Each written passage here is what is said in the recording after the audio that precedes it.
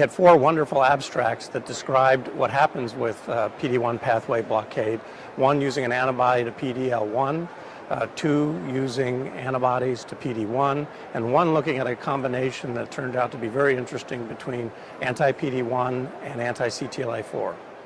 What came out of these wonderful abstracts was the fact that PD1 pathway blockade clearly has activity in melanoma, and from the rest of the meeting we find that it also has activity in other diseases like non-small cell lung cancer and probably renal cell cancer as well. The interruption of this pathway is clearly effective, and importantly, it appears to have less toxicity than when we look at ipilimumab and CTLA4 blockade.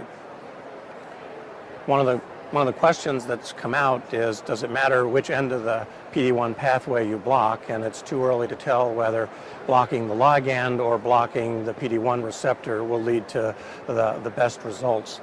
The other important topics were that there were multiple anti-PD1 antibodies out there. We don't know which one's best.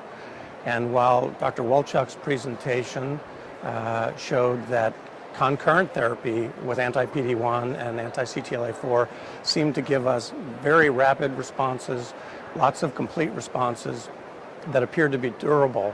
The real question of what's the best approach to patients with melanoma is yet to be determined by phase 3 studies.